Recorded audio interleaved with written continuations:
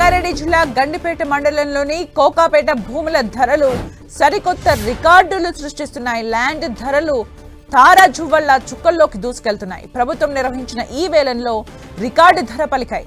ఎకరం భూమి ధర ఏకంగా 151 కోట్ల 25 లక్షలు పలికింది. ప్లాట్ నెంబర్ 15, 16 కలిపి మొత్తం 9.06 ఎకరాల భూమికి వేలం నిర్వహించారు. 15వ నెంబర్ ఫ్లాట్ లో ఏకంగా భూమి ధర ఏకంగా 151.25 కోట్లు పలికింది. ఇక 16వ నెంబర్ ఫ్లాట్ లో ఏకంగా 147.5 కోట్ల ధర లభించింది. తద్వారా సర్కార్ ఖజానాకు 1353 కోట్ల ఆదాయం సమకూరనుంది. హెచ్ఎండిఏ ఈ వేలంలో ప్రారంభ ధరను 99 కోట్లుగా పేర్కొంది.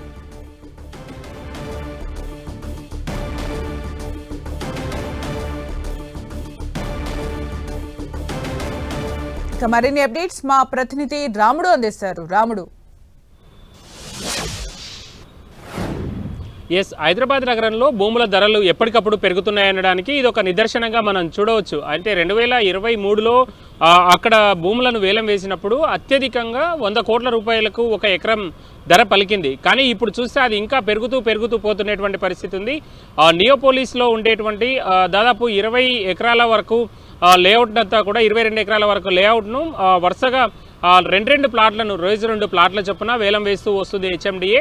మొన్న వేసినటువంటి వేలంలో అత్యధికంగా 137 కోట్ల రూపాయలు ఎకరం ధర పలకగా నిన్న జరిగినటువంటి వేలంకి సంబంధించి దాదాపు 151 కోట్ల రూపాయలు ఒక ఎకరం ధర పలికినటువంటి పరిస్థితి ఉంది. మొత్తంగా నిన్న 2 ప్లాట్లకు సంబంధించి దాదాపు 1353 కోట్లు రాగా గతంలో 2 ప్లాట్లు అంటే 18, 19 ఈ 2 ప్లాట్లను కూడా వేలం వేశారు గతంలో. ఈ 2 ప్లాట్లకు సంబంధించి దాదాపు 1356 కోట్లు వచ్చాయి. ఇక 19, 20 నెంబర్ ఈ 2 ప్లాట్లు 3వ తేదీ రోజు డిసెంబర్ 3వ తేదీ రోజు వేలం వేయనున్నారు. ఈ ప్లాట్లకు సంబంధించి కూడా దాదాపు 8 ఎకరాల భూమి ఇందులో ఉంది. 4 ఎకరాల చొప్పున 2 ప్లాట్లు ఉన్నాయి.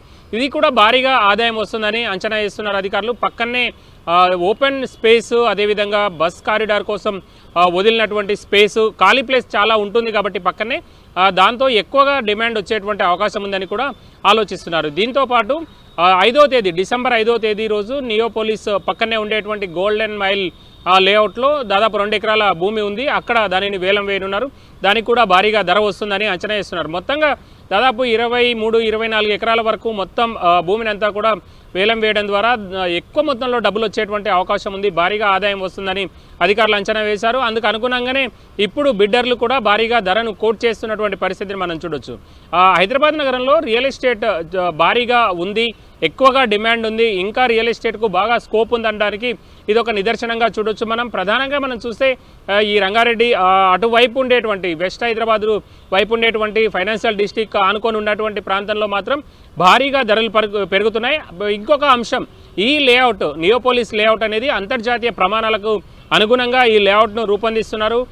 దాని ద్వారా కూడా చాలా ఎక్కువగా అక్కడ ఉండేటువంటి నిర్మాణాల కోసం బిల్డర్లు ఎక్కువగా మొగ్గు చూపుతున్నారని చెప్పుకోవచ్చు.